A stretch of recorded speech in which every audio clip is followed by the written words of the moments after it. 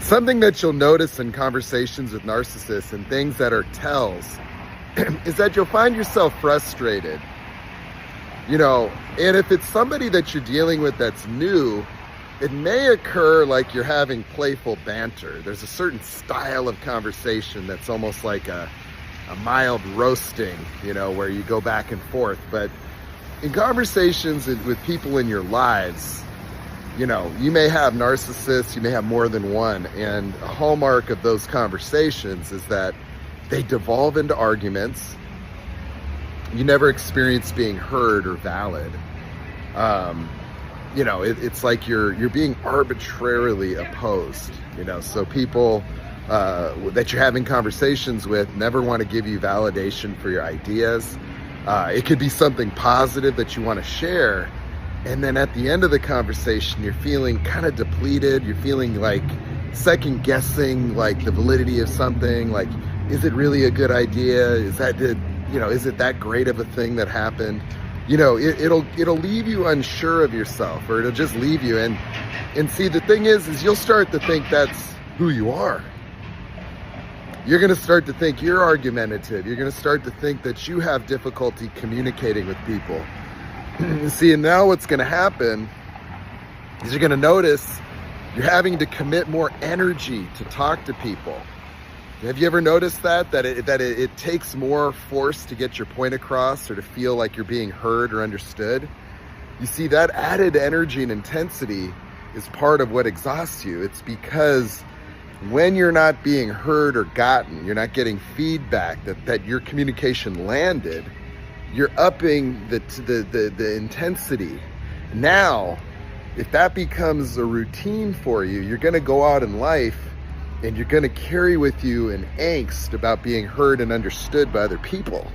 And so you're going to share yourself. You're going to overshare. You're going to expound. You're going to burn people out with information, because not only do you have this sense of people not being interested in what you have to say or receiving what you have to say, you're needing them to do it. You see, like you're getting an emotional need that isn't being met, or it's being exaggerated as a result of these draining conversations. So there's going to be non-narcissistic people in your life that you overshare with, or you use as a crutch to get kind of like that feedback, or, and so your conversation style can become abnormal. You can become an excessive texter.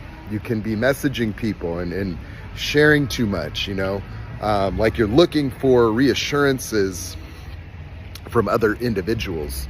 So what's interesting is that behavior will feed a narrative about yourself, that there's something wrong with you. You'll notice it doesn't feel right when you communicate with those people either, because it's like you're dumping onto them, or you're putting too much onto them. So think about that. The needs that you start to develop in communication because you're having crazy make conversations in your life.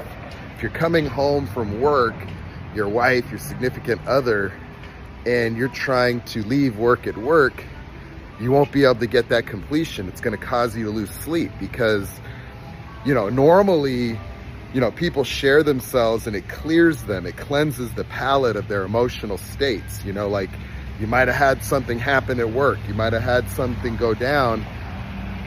And now, see, you're outside of the context of work, where maybe you can't just vent, or, you got yelled at by some customer, you're a barista, and you just want to share that experience. Well, you won't get that from a narcissist. You won't get it. And so, what happens then is you become somebody that's starting to stockpile undelivered communications. You're also stockpiling negative energy from the living of your life every day. You're getting beat down, and over time, this wears you down. It makes you less capable of even detecting the malintent of people in conversations and for you in general. And so, you can detect this stuff with people. It's interesting. Now for me, meeting someone new, you don't have that established relationship. You don't have all the boundaries they violated, but you start to see the very simple, subtle incursions, the little disrespect, the negging, the disagreement, the invalidation of your ideas, like the tendency to be argumentative arbitrarily. But things that you can know in those conversations is that these people will not actually be in the same conversation. They won't be able to recall things that you're saying. They won't make valid points. Meaning like they're not creating things that are well put together because they're not authentically thinking about whatever you're discussing. So if you're having a conversation about something, that something has no value or meaning to them. They don't care. They don't care what you have to say about it. And since they don't give a shit about what your thoughts, your feelings, they don't even mull those ideas. But you see, once they get you engaged in an argument, it's the same for you now. Like you're defending yourself now. Like you're in an argument, you're actually trying to be validated. You're trying to invalidate. Like you're locked in a different agenda. And so if you don't go argumentative, you get to stay on subject, but you also get to hold someone accountable, meaning like you don't have to get sucked into an argument. You can actually call out like, excuse me, like, why are you being argumentative?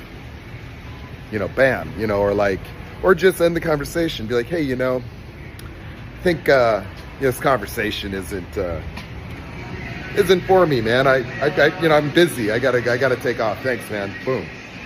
So a lot of stuff you can do.